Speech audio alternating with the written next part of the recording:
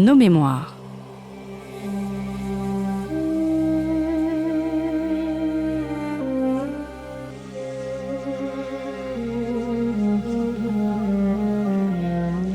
On retrouve Christophe Dickès. Chers auditeurs, bonjour à toutes et à tous. Alors nous célébrons cette année le millénaire de la cathédrale de Chartres, plus exactement de la crypte. C'est ce que nous allons voir aujourd'hui, émission spéciale de Storia Voce enregistrée ici à la cathédrale et dans le palais épiscopal avec 3 invités. Je suis très heureux de recevoir au micro aujourd'hui Mathias Dupuis. Mathias Dupuis, bonjour. Bonjour. Merci d'avoir répondu à notre invitation. Vous êtes directeur de Chartres Archéologie. Vous dirigez l'ensemble des fouilles et les nombreuses recherches. Nous allons y revenir dans un instant. Mais peut-être avant tout un focus sur l'histoire de Chartres. Chartres n'est pas seulement une ville médiévale, c'est aussi une cité antique, et une cité antique très importante. Oui, absolument. C'est vrai que c'est le propre de beaucoup de grandes villes dans notre pays. Mais Chartres est aujourd'hui connue pour sa cathédrale. C'est une ville au cours du Moyen-Âge qui est une ville importante, un centre religieux important, mais c'est une ville importante dès l'Antiquité gallo-romaine et dès la période augustéenne vraisemblablement, période à laquelle au tout début de notre ère est fondée cette grande cité d'Otricum, c'est son nom latin, qui est la capitale de la cité des Carnutes, la capitale du territoire du peuple des Carnutes. Donc quand on fait des fouilles, on est dans le monde gallo-romain également.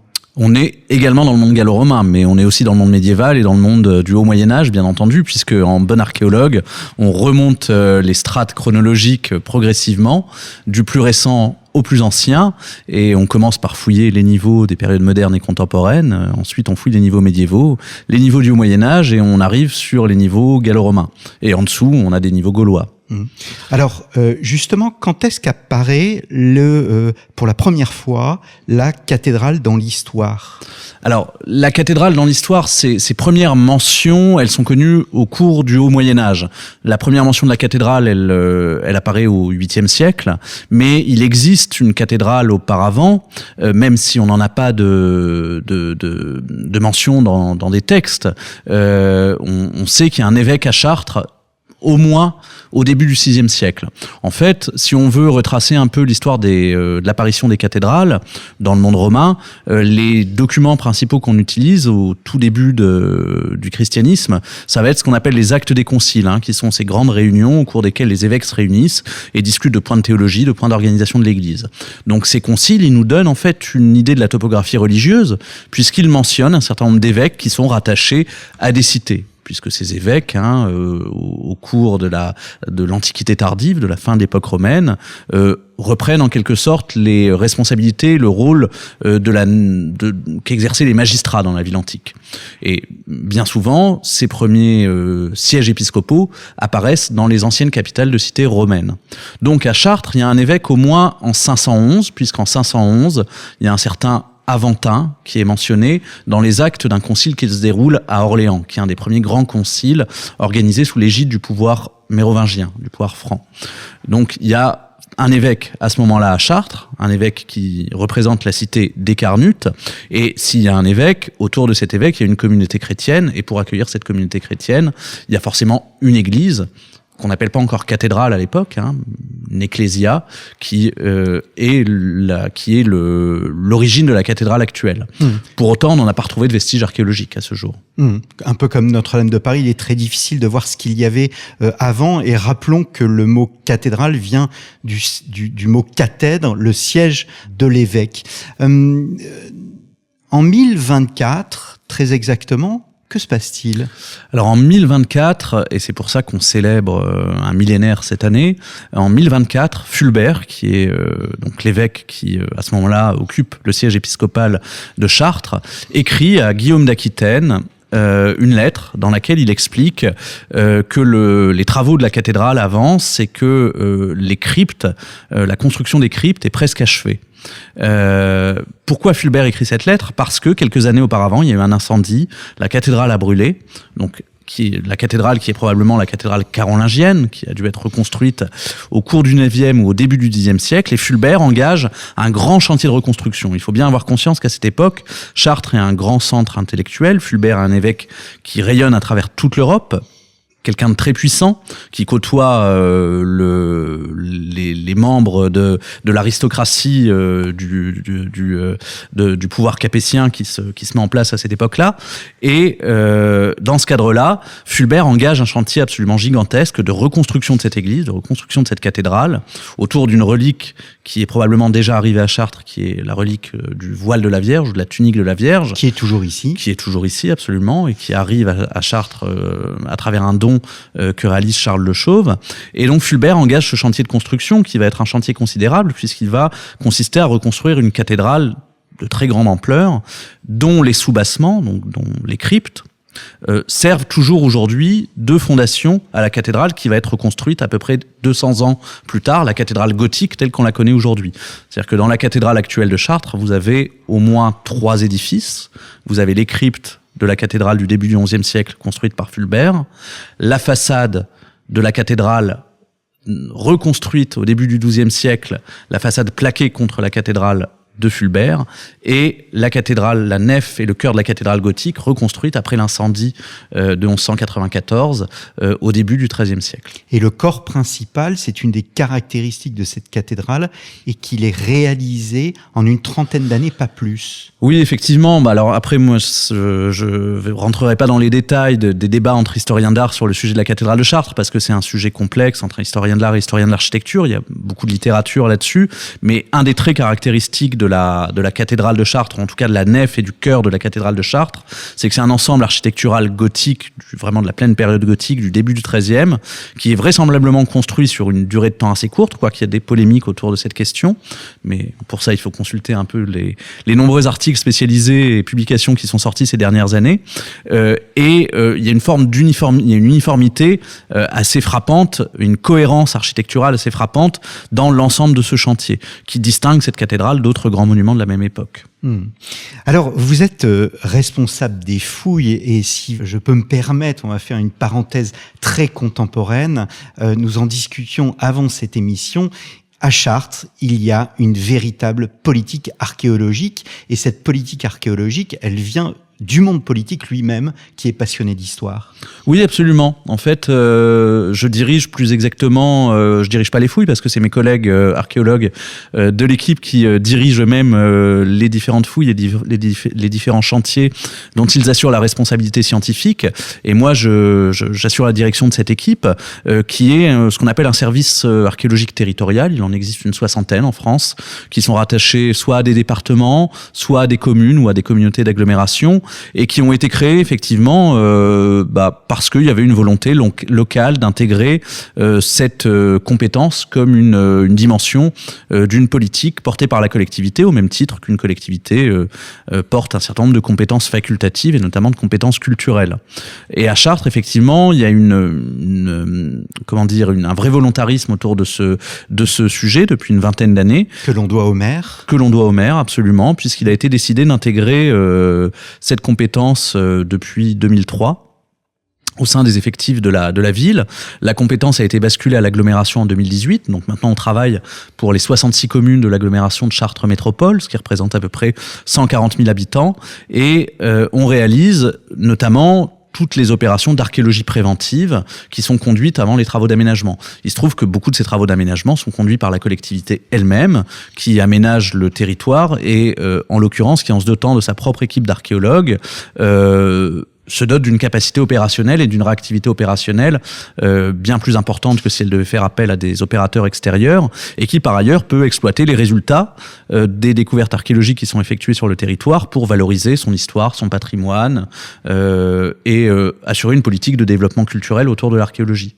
Pour avoir une représentation des forces engagées, c'est tout de même 50 personnes, archéologues, qui sont engagés dans ce travail. C'est absolument considérable. Et vous évoquiez 200 000 objets dans les réserves. C'est là aussi absolument monumental. Oui, c'est vrai que c'est un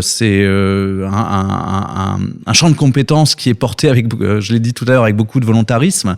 On a une équipe de 50 personnes. Alors c'est pas 50 archéologues parce que dans notre équipe, il y a des archéologues, puis il y a aussi des collègues qui, quand on a une équipe, qui sont là pour faire du travail administratif. On a des chauffeurs, des conducteurs d'engins, on a des conservateurs restaurateurs, on a des régisseurs des collections. Enfin, tout ce monde-là gravite autour de l'archéologie, bien entendu.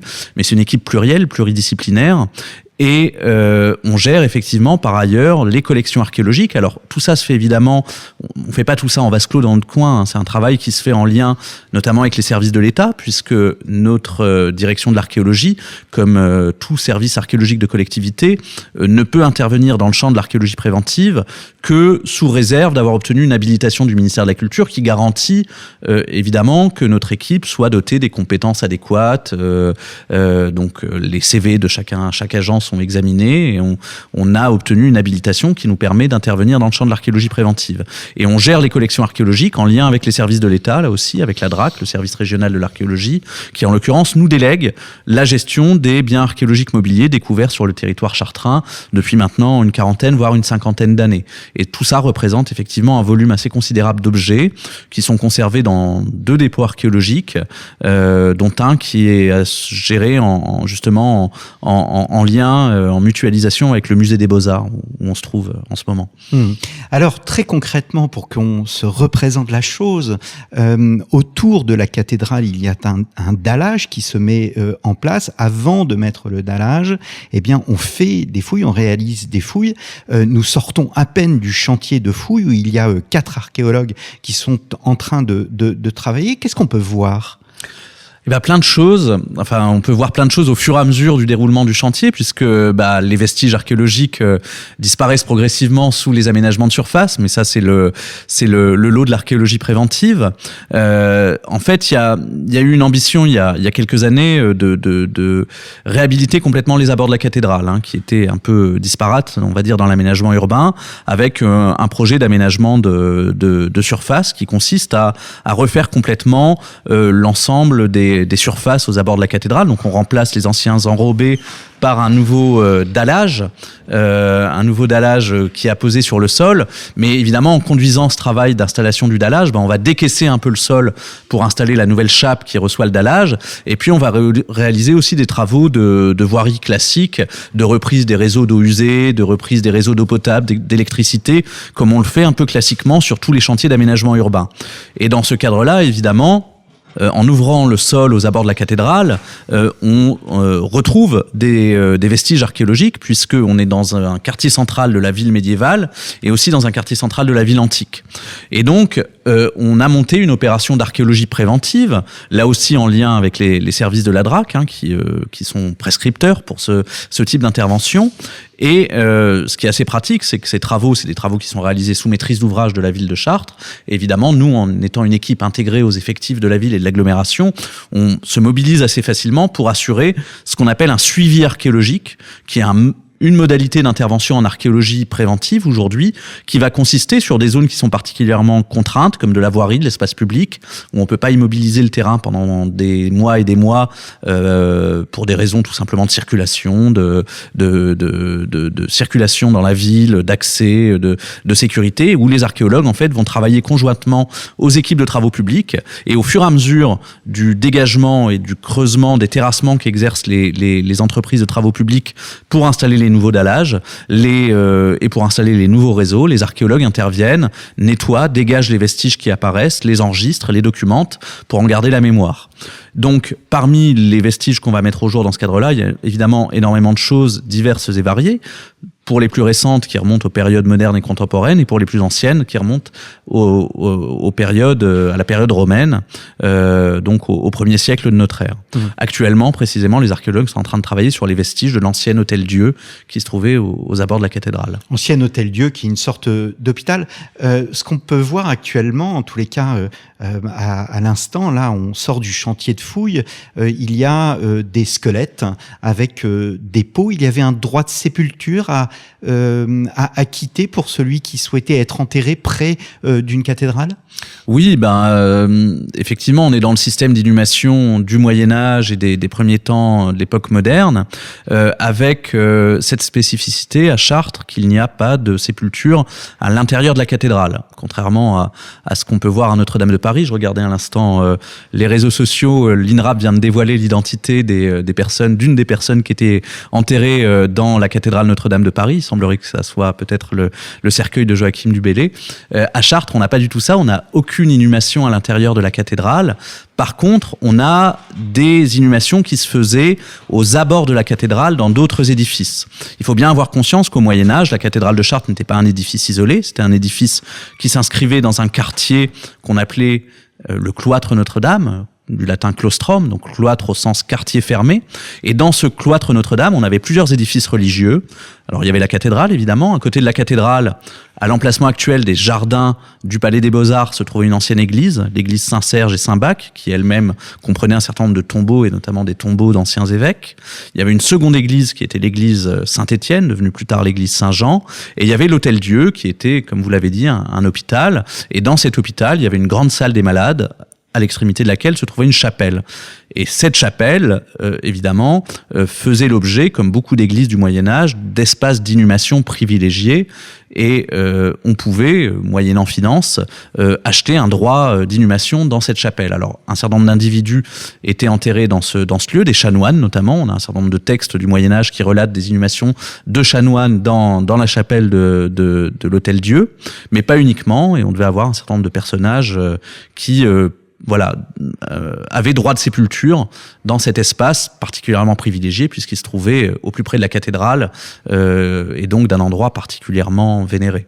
Alors, de ce que j'ai pu voir, pas de bijoux, pas d'ornements, en revanche, des sortes de vases.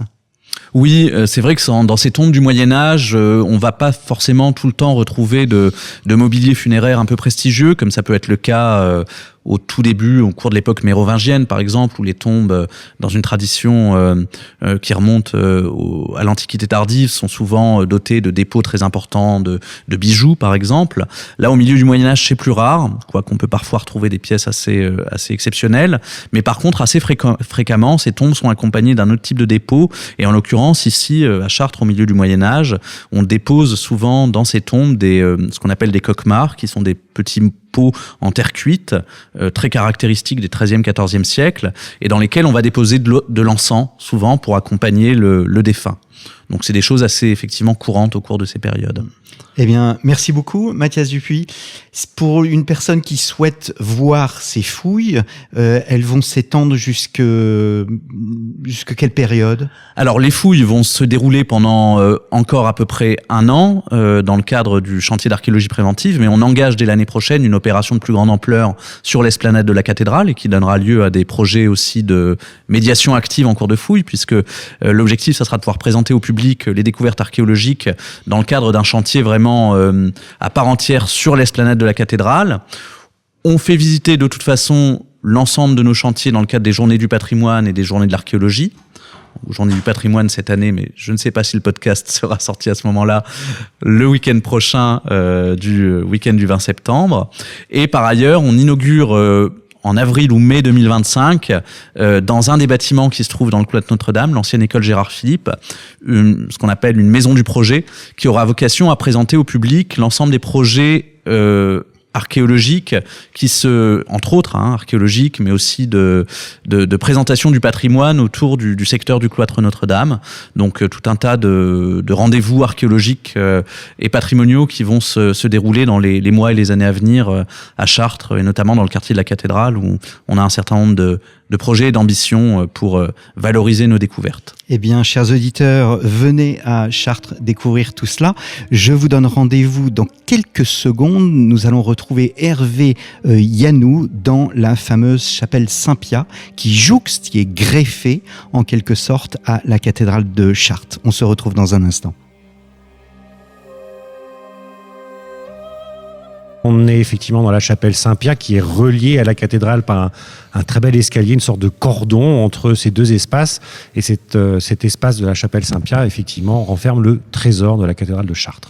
Alors, ce qu'il y a d'étonnant, c'est que ce trésor n'était pas accessible depuis plus de 2 décennies. Effectivement, ce trésor, il a été fermé au public dans les années 2000 pour des questions de conservation. Tout simplement, dans les cathédrales, les conditions climatiques, l'humidité fait que les œuvres parfois peuvent souffrir et que par conséquent, il fallait intervenir pour présenter correctement ces 150 œuvres et surtout les préserver de l'altération du temps.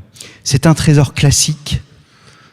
Toutes les cathédrales ont des trésors et chacun a sa spécificité. Grosso modo, l'histoire des trésors des cathédrales de France est un peu commun. Pour les plus grands sanctuaires, cela remonte aux fondations des cathédrales. S'ils ont des reliques, ils ont effectivement un trésor plus important. Et généralement, ils ont été démantelés à la Révolution française et reconstitués au XIXe siècle. C'est le cas à Chartres. Vous avez autant des pièces qui datent de l'époque médiévale, mais aussi des pièces contemporaines. Tout à fait. Donc on a ce qui reste du trésor d'origine, donc des pièces médiévales extrêmement importantes, des moches enlevés du XIIe, XIIIe siècle. XVIe siècle aussi, et puis effectivement des réalisations en orfèvrerie en particulier de la Restauration lorsque le trésor de la cathédrale a été reconstitué par des commandes qui ont été passées par les évêques de Chartres ou des fidèles particuliers à des orfèvres du XIXe siècle pour être utilisés dans le service de liturgie de la cathédrale et donc faire partie du trésor. Le trésor, il est vivant, c'est effectivement présenté sous la forme d'un musée, voire d'un cabinet de curiosité pour certaines pièces qui sont un peu rarissimes et un peu étonnantes, puisque le trésor, ça servait à l'origine, effectivement, ça abrite les ex-voto, ça abrite effectivement une partie des pièces nécessaires au service divin, mais c'est aussi un élément de commande. Et donc aujourd'hui, ces pièces sont encore utilisées par le clergé à Chartres pour certaines d'entre elles et utilisées lors des grandes fêtes mariales ou des fêtes de la cathédrale. Et donc il y a des pièces contemporaines du XXe siècle, pas très anciennes, qui sont propriété de l'association Dossier-Zen, mais qui sont déposées ici pour être présentées au public. Alors, il y a une autre pièce qui est assez extraordinaire et pour le coup aussi unique au monde, ce sont les ex-voto. Alors d'abord pour nos auditeurs, qu'est-ce qu'un ex-voto? Et deuxièmement, en quoi ces ex-voto sont tout particuliers et sont quasiment uniques au monde? Alors, la cathédrale de Chartres, c'est pas qu'une cathédrale, donc le siège de l'évêché, c'est aussi un sanctuaire, puisqu'il y a une relique, le voile de la Vierge, qui constitue effectivement un pèlerinage millénaire ici et qui fait la réputation de la cathédrale depuis très longtemps. Et que dit relique, dit effectivement pouvoir de ces reliques de protection. Et c'est le cas effectivement du voile de la Vierge et de Notre-Dame de Chartres. Et les ex-voto, c'est une chose qui est là pour demander quelque chose à la relique ou à la sainteté, de le protéger. Alors, Notre-Dame de Chartres protège de la foudre, protège évidemment au moment de la nativité, de l'enfant, femme enceinte, et puis aussi sur les champs de bataille. Et par conséquent, lorsque l'on fait un vœu, on dépose quelque chose, ou lorsque ce vœu est exaucé, on dépose aussi un cadeau auprès du trésor pour remercier, en remerciement de ce miracle. Et donc, on a deux choses très originales ici à Chartres. Le premier, c'est un ex-voto, ou plus exactement un pacte d'alliance entre les Hurons de Nouvelle-France, le Québec d'aujourd'hui, et Notre-Dame de Chartres. Ces Hurons étaient alliés à la France au XVIIe siècle contre les Anglais. Ils ont été évangélisés par les Jésuites, qui les ont orientés vers le culte marial, et ils ont créé effectivement des pièces tissées en perles et coquillages, avec une prière à la Vierge qu'ils ont adressée à la Vierge de Chartres et qui est conservée ici. C'est rare, et ces pièces sont parties d'ailleurs à Québec pour une grande exposition il y a quelque temps. La deuxième pièce extrêmement intéressante et rare aussi, c'est une armure d'enfant, et surtout une armure royale, a priori de Charles VI. Donc on est au XVe siècle, puisque voilà, la famille royale, comme d'autres guerriers, demandait la protection du voile de la Vierge pour effectivement ses futurs rois ou ses rois sur un champ de bataille. Et donc cette armure est complète et entièrement conservée et rarissime, et elle fait partie effectivement du trésor de Chartres et de ses curiosités et de ces pièces uniques qu'on va pouvoir découvrir à Chartres. On sait à qui elle appartenait, cette petite... Elle est attribuée à Charles VI. À Charles VI. Eh bien, merci beaucoup, Hervé Yanou, d'être venu à notre micro. Nous entamons la dernière partie de notre visite pour les 1000 ans de la crypte de Chartres. Grégoire Allais, bonjour. Bonjour. Merci d'avoir répondu à notre invitation. Vous êtes directeur du musée des Beaux-Arts de Chartres. Il y a précisément 2 expositions, une première consacrée à la sculpture et une seconde consacrée aux manuscrits enluminés chartrais du XIe au XIIIe siècle. Commençons par la sculpture. Il y a un aspect absolument inédit à la présentation de certaines de ces sculptures. Tout à fait. En fait, le musée des Beaux-Arts de Chartres vit depuis quelques années de grandes, très importantes campagnes de restauration d'œuvres. Des œuvres, des sculptures qui sont en réserve depuis très longtemps vont être présentées au public. Donc, c'est une véritable nouveauté.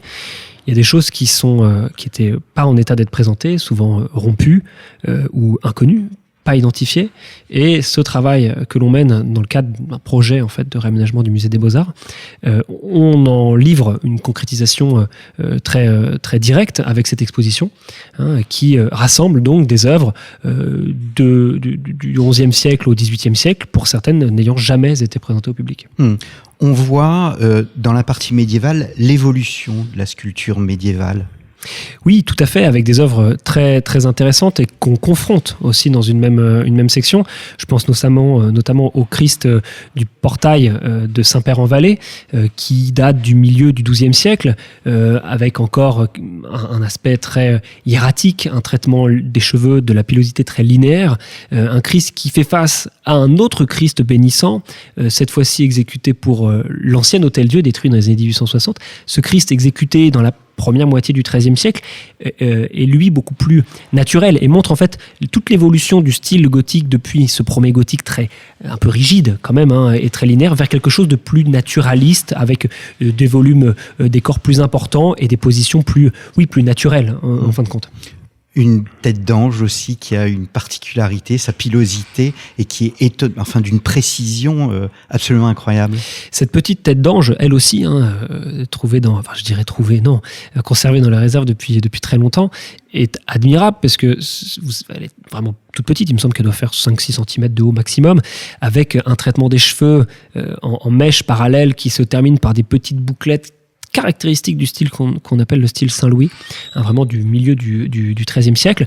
Cette tête d'ange qui offre un contrepoint intéressant à une autre petite sculpture magnifique qui représente un Saint Jean l'Évangéliste, qui est peut-être un fragment de l'ancien jubé XIIIe siècle de la cathédrale, et qui présente un saint avec un canon et un visage similaire à cette petite tête d'ange, avec ses bouclettes, etc. Quelque chose d'absolument raffiné et de délicieux à regarder. Et votre préférence va à Saint Jean l'Évangéliste ? Tout à fait, je le disais dans la visite de l'exposition, c'est maintenant mon fond d'écran, et c'est pas une blague en plus. Non, c'est une œuvre qui est magnifique, puisque trouvée dans les réserves, décapitée, vraiment, donc un grand travail de restauration qui a été aussi fait sur cette œuvre comme sur toutes les autres. Elle arrive comme ça, et c'est une petite sculpture, elle doit faire 50 cm de haut, grand maximum, et elle a une force inouïe, et elle est surtout d'une qualité exceptionnelle, vraiment, parce qu'elle n'est pas du tout fragmentaire, elle est complète, et elle est magnifique. Chartres, ce n'est pas seulement le gothique. Non, Chartres, c'est pas uniquement le gothique. Effectivement, c'est surtout le gothique, mais il y a de grandes campagnes de sculpture, notamment à la Renaissance. À la Renaissance, avec le tour de chœur de Notre-Dame de Chartres, dont certaines sculptures présentées dans l'exposition offrent des contrepoints assez intéressants, puisque on pense qu'elles sont exécutées dans les mêmes années, au début du XVIe siècle. Mais la Renaissance, elle se fait aussi à l'ancienne abbaye Saint-Père-en-Vallée, donc l'actuelle église Saint-Pierre, avec cette grande campagne de travaux exécutée dans les années 1540, qui convoque l'un des plus grands sculpteurs du milieu du XVIe siècle, orléanais, qui s'appelait François Marchand. Marchand qui va exécuter toute une série de bas-reliefs et de grandes sculptures dont on conserve aujourd'hui, nous, un exemplaire, un Saint-Paul au lien, magnifique, qui lui aussi a été restauré et dont la présentation permet aujourd'hui de beaucoup mieux le voir. Alors, on a tendance à l'oublier, mais Chartres était un immense centre intellectuel de l'époque médiévale, d'où les manuscrits enluminés qui sont très importants, mais qui ont subi des dommages pendant la Deuxième Guerre mondiale. Tout à fait. On parlait même d'école de Chartres. L'art du livre est très très important pour Chartres, avec leurs ateliers, on appelle ça des scriptoria, le scriptorium du chapitre de Notre-Dame de Chartres et celui de l'abbaye Saint-Père-en-Vallée, qui vont produire des ouvrages d'une richesse exceptionnelle, qui va tenir la dragée haute à des ateliers d'Île-de-France. Et on en présente donc dans l'exposition. Vous avez parlé de ce fonds de manuscrits que la ville de Chartres conserve, qui va beaucoup souffrir, bien sûr, d'un incendie en 1944, dont on a l'impression qu'il n'existe plus aujourd'hui parce qu'il aurait brûlé intégralement. En fait, oui, il a brûlé, mais il reste quand même des choses qui sont très intéressantes et très belles, qu'on souhaite présenter, qu'on a présenté donc dans l'exposition, avec des fragments qui datent des 11e, 12e et 13e siècle, surtout 12e et 13e à vrai dire, fragments qui sont renforcés par le prêt, et ça faut saluer les prêteurs, de 3 manuscrits qui nous viennent de Troyes, Orléans et Châteaudun, pour créer dans cette chapelle du musée des Beaux-Arts une sorte de petit écrin noir avec une lumière très dirigée qui va faire jouer les couleurs, jouer les ors de l'enluminure et valoriser souligner la grande qualité des ateliers chartrains durant ces siècles. Une dernière question. Tous ces manuscrits étaient inaccessibles à la recherche, ils le sont désormais ? Alors, ils sont accessibles à la recherche depuis quelques temps. Parce qu'ils ont fait l'objet d'un grand projet de recherche à partir du milieu des années 2000, si mes souvenirs sont bons. Projet de recherche mené conjointement par la ville de Chartres et le CNRS, donc une branche du CNRS qui est l'IRHT, l'Institut de recherche d'histoire des textes, qui a opéré un travail très très fin, mêlant érudition, vraiment la connaissance des textes, et technologie, et notamment numérique, pour numériser tous ces fragments, les rendre accessibles. Il y a une bibliothèque en ligne de tous ces manuscrits, on peut la parcourir. Donc ça, c'est quand même un outil déjà pour les chercheurs qui est très important. Après, le souhait ici, c'était de les montrer aussi au grand public, dans un espace de musée, avec donc cette lumière particulière, cette ambiance particulière. Merci beaucoup Grégoire Allais d'être venu à notre micro pour nous présenter donc ces 2 expositions à Chartres, année vraiment spéciale pour Chartres, les 1000 ans de la crypte, les débuts de la cathédrale telle que nous la connaissons aujourd'hui. Ainsi se termine cette édition spéciale de Storia Voce, donc consacrée à Chartres. N'hésitez pas à aller dans nos archives pour écouter d'autres émissions sur la construction des cathédrales, surtout en ce moment bien évidemment avec la perspective de la réouverture de Notre-Dame. Il me reste à vous remercier pour votre fidélité, chers auditeurs, et je vous donne rendez-vous la semaine prochaine pour une nouvelle émission de Storia Voce.